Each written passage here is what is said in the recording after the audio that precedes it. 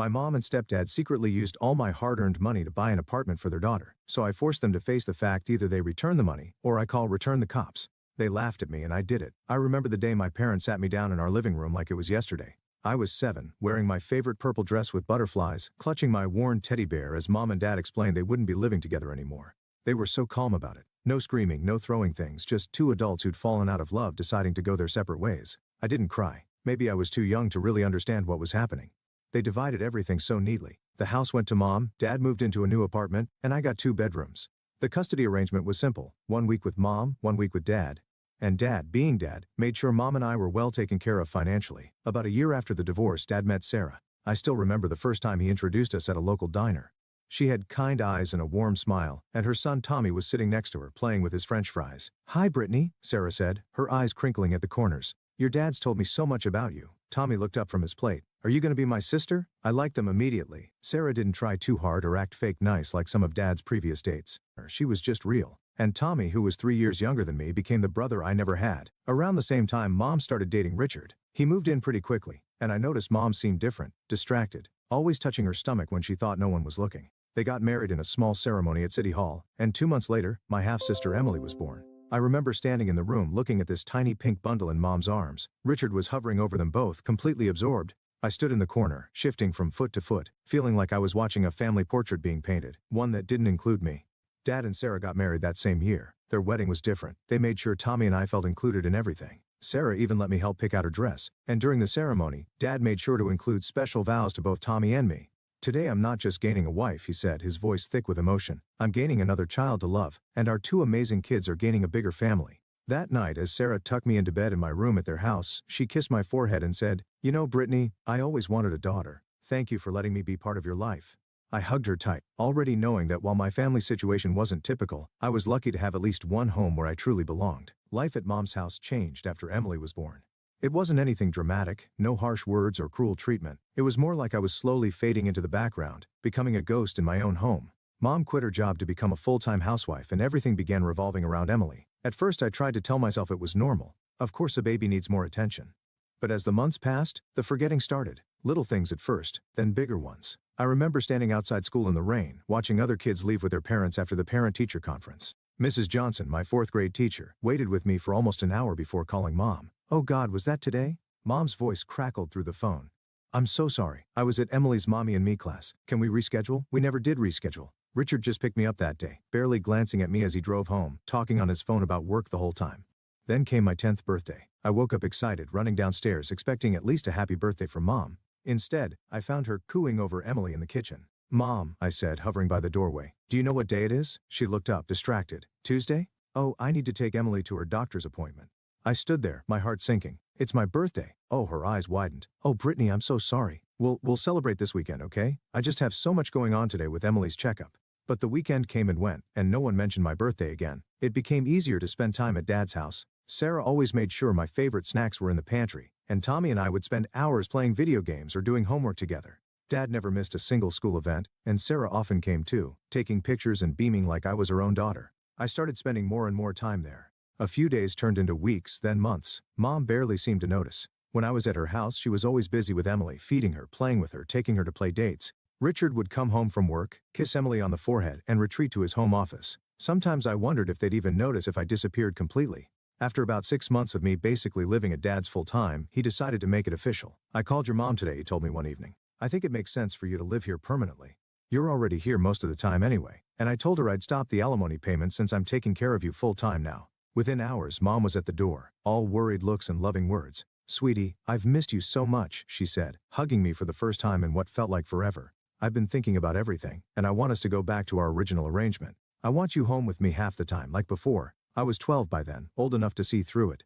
The sudden concern, the promises to do better, it wasn't about missing me. It was about the money. Dad's alimony checks were the real reason she wanted me back. Emily was 5 when she started rubbing it in my face. She'd follow me around the house with this smug little smile, dropping her bombs when Mom and Richard weren't within earshot. "Daddy says you're not really part of our family," she told me one day while I was doing homework at the kitchen table. "He says you're just visiting." I tried to ignore her, focusing on my math problems, but she kept going. "Mommy and Daddy love me more than you. Last night, Daddy told Mommy he was tired of you being here, and Mommy said just wait until you turn 18, then the money stops and you'll be gone." It hurt, of course it did, but I'd learned to build walls around that pain. I had Dad and Sarah, who showed me what real family love looked like. I had Tommy, who was more of a sibling to me than Emily would ever be. Still, hearing your own mother basically counting down the days until she didn't have to deal with you anymore, that leaves scars. The years crawled by until finally I made it to high school graduation. I sat between my two families during the ceremony, Dad, Sarah, and Tommy on one side, Mom, Richard, and Emily on the other. It felt like sitting between two different worlds. After the ceremony, Dad hugged me tight. "We're so proud of you, Princess." Meanwhile, Mom and Richard were already talking about my departure before we even left the school parking lot. "So," Richard said, jingling his car keys, "have you started packing yet?" They didn't ask about my college plans. Didn't care that I'd gotten into the business program with a partial scholarship. Didn't even pretend to be interested in my future. They just wanted to know when I'd be out of their hair. 2 weeks later, I moved my things to Dad's house. I remember sitting in his living room, nervous about asking for help with college expenses, even though I knew he'd never refuse. "Dad, I got accepted to the financial analyst program," I said, playing with the acceptance letter in my hands. I got a partial scholarship, but before I could finish, Dad and Sarah exchanged glances and smiled. "We've already got it covered, honey," Sarah said, pulling out a folder. "We've been saving for your college funds since you were 8. I spent that summer working at the Silver Spoon Cafe, saving every penny I could. My shifts were mostly morning ones, which left my afternoons free to spend time with my real family. Tommy and I would go to movies, Sarah taught me to cook proper meals for when I'd be living in the dorm, and Dad just kept being Dad, always there with advice or a hug when I needed one. Mom never called to ask about my plans, never stopped by to see how I was doing, never seemed to care that her oldest daughter was about to leave for college. But by then, I'd stopped expecting her to care. College life started in a blur of new faces and experiences. My dorm room was tiny but cozy, and my roommate Jenny was nice enough, though we never became close friends. Between classes and my job at the campus cafe, I barely had time to breathe, but I made sure to call Dad and Sarah at least twice a week. They came to visit whenever they could, and Tommy would tag along, complaining about having to carry my laundry basket but always bringing me my favorite snacks from home. Mom never called, not once. My 19th birthday came and went without even a text message from her. I shouldn't have checked my phone that day, shouldn't have hoped, but old habits die hard. Later that night, I made the mistake of checking her Facebook page. There they were, dozens of pictures of her perfect family, Mom, Richard, and Emily at the beach. Emily's dance recitals, family dinners, holiday celebrations, each photo carefully staged to show their happiness, each caption talking about family time and loving my family. I wasn't in any of them, of course. I'd been cropped out of their family portrait long ago. I threw myself into my studies after that, determined to prove that I didn't need their approval to succeed. The years flew by, and before I knew it, I was walking across the stage to receive my diploma in financial analysis. Dad cheered so loud, you'd have thought I'd won an Olympic medal. After graduation, Sarah approached me with an opportunity. Her brother Mark ran a successful investment firm in our hometown, and she'd mentioned my academic achievements to him. The interview with Mark went well. He was professional but warm, reminding me a bit of Sarah in the way he got straight to the point while still making you feel at ease. "Your credentials are impressive," he said, reviewing my resume. "But I need to be clear, the fact that you're my sister's stepdaughter won't earn you any favors here. You'll have to prove yourself just like everyone else." "I wouldn't want it any other way," I replied. I got the job and rented a small one-bedroom apartment near the office. It wasn't much, but it was mine. I worked harder than I'd ever worked before, taking on the projects nobody else wanted, staying late to perfect financial models, developing comprehensive growth strategies for our clients. The results spoke for themselves. Client portfolios under my management showed remarkable growth. The company's revenue increased significantly, and Mark noticed. He didn't play favorites, but he did believe in rewarding good work. The bonuses and raises came because I'd earned them, not because I was family. The first thing I did with my surprise year-end bonus was buy gifts for my real family. A new golf set for Dad, who'd been using the same clubs for 15 years, a spa weekend package for Sarah, who never splurged on herself, the latest gaming console for Tommy, who was still using his old one from high school. Watching them open their gifts, seeing their genuine happiness and surprise, I felt something settle in my chest. I might have been cut out of one family photo album, but I'd found my place in a better one. After 5 years of hard work, I had a solid plan. Every month I put away a chunk of my salary into my savings account. I'd researched the housing market thoroughly, looking for the perfect property. I wanted something modest but comfortable, maybe with a small garden. Most importantly, I wanted to make a substantial down payment to keep the monthly mortgage payments manageable. Then came the phone call that changed everything. I was at my desk, reviewing quarterly reports when my phone lit up with a number I hadn't seen in years. "Brittany, sweetie," Mom's voice was syrupy sweet. "I've been thinking about you so much lately." I nearly dropped my coffee. 9 years of silence, and now this? "How are you, Mom?" I kept my voice neutral. "Oh honey, I miss you, we all do. Why don't you come over for dinner this weekend? Emily's home from college, and Richard's making his famous pot roast." Curiosity got the better of me. That Saturday I pulled up to my old house in my new Mercedes, nothing flashy but reliable and professional. Emily answered the door, looking me up and down with poorly concealed interest. "Nice car," she said by way of greeting. The house hadn't changed much. Same furniture, same family photos on the walls, still none of me. Mom rushed forward to hug me, acting like we'd just seen each other yesterday. Darling, you look fantastic. So professional in that suit. Richard, doesn't she look successful? Richard nodded, pulling out my chair. We heard you're doing very well at Mark's company. The family grapevine says you're one of their top performers. Throughout dinner they peppered me with questions about my job, my salary, my car. Mom kept mentioning how expensive everything was these days, especially with Emily in college. That's such a beautiful watch, Mom commented, reaching for my wrist. Must have cost a fortune. I smiled politely. It was a birthday gift from Dad and Sarah. Of course it was, she said, her smile tightening slightly. They always did spoil you. That dinner turned into more invitations. Suddenly Mom wanted to be part of my life again. She'd call regularly, stop by my apartment unannounced with Emily in tow, invite me to family dinners. Emily would wander around my modest apartment, examining everything with calculating eyes. This place is kind of small, she commented once. I thought you made good money. I kept my responses vague. It suits my needs. Mom would chime in, but surely you're planning to upgrade soon? With your salary. I just smile and change the subject. Something about their sudden interest in my life made me uneasy. It happened on a Sunday afternoon. Emily was over at my apartment supposedly to bond with her big sister. I was in the kitchen making coffee when I heard her gasp from my living room. Oh my God, she said, staring at my laptop screen.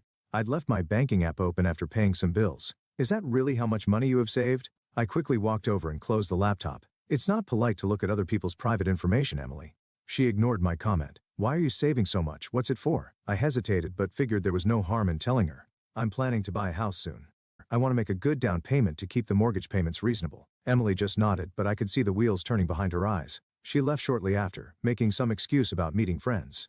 The very next day Mom called to invite me to dinner. As soon as I sat down at their dining table, I knew something was up. Mom had that look she used to get when she was about to ask Dad for more child support. Emily tells me you're quite the saver, she said, passing the potatoes. That's wonderful, honey. You know, Emily's having such a hard time with college expenses, and she'll need an apartment after graduation. I took a bite of my food, saying nothing. It would be so nice if her successful big sister could help her out, Mom continued, her voice dripping with suggestion. Family helping family, you know? I put down my fork. I don't understand what you're getting at, Mom. Oh, come on, Brittany, she said, dropping the sweet act.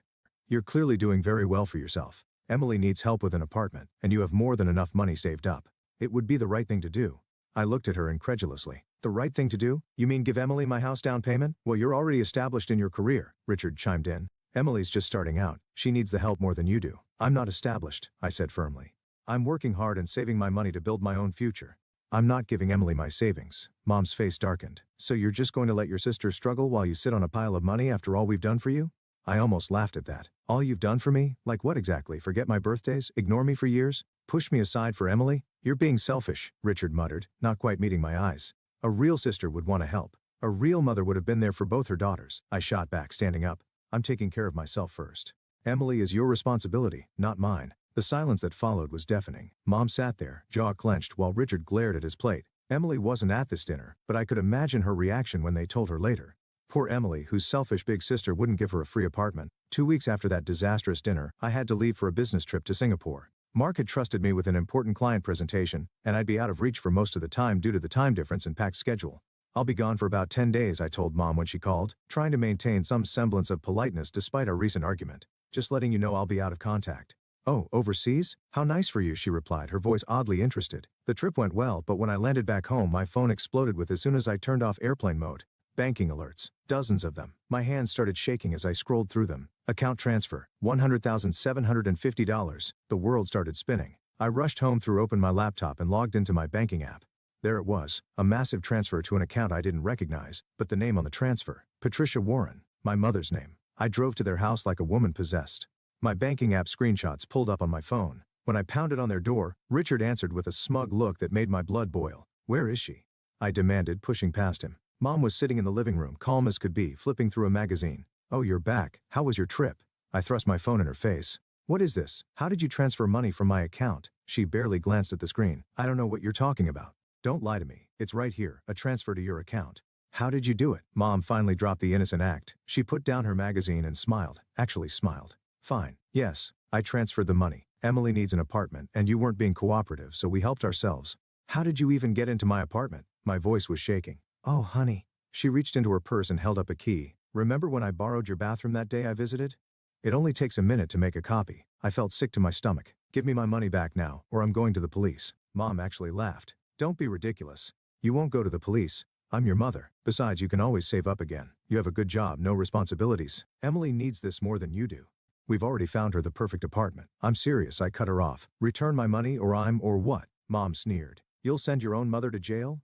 Please, you don't have the spine. Richard grabbed my arm and started pushing me toward the door. I think it's time for you to leave. This is your last chance, I warned them. Give me back my money. Mom's only response was to wave goodbye with a smirk. Richard shoved me out onto the porch and slammed the door in my face. The police station was quiet that night.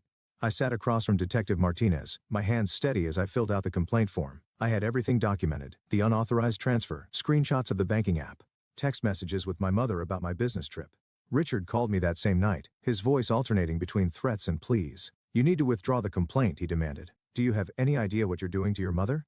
Your mother's crying. I hung up. Let her cry. I'd cried plenty of times over the years because of her. The legal process moved surprisingly quickly. The evidence was overwhelming, and Mom's arrogant admission to the theft didn't help her case. She sat in the courtroom, playing the role of the repentant mother, tears streaming down her face as she promised to return every penny. I just wanted to help my younger daughter, she sobbed to the judge. I let my maternal instincts cloud my judgment. I almost laughed out loud. Maternal instincts? Since when? The judge wasn't impressed. Mrs. Warren, your maternal instincts led you to commit premeditated theft and fraud against your other daughter. The only reason you're not going to prison is that you've agreed to make full restitution and have no prior criminal record. She got a suspended sentence and was ordered to return my money within 30 days.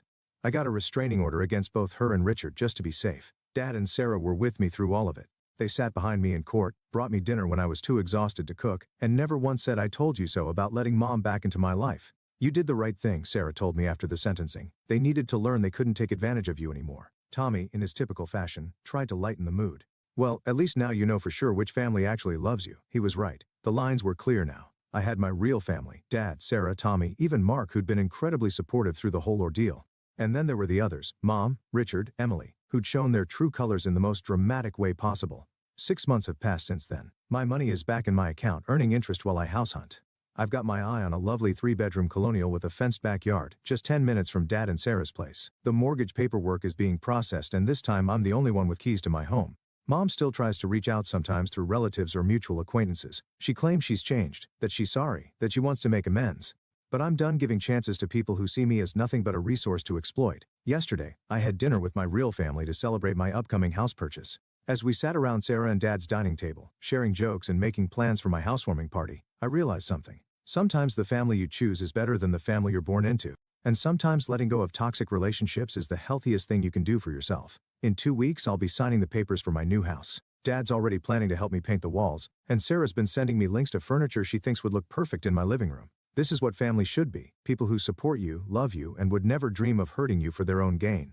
As for Mom, Richard, and Emily, they can keep their perfect family photos and their manipulative games. I've got something better: a real family, a clear conscience, and soon a house with exactly one set of keys.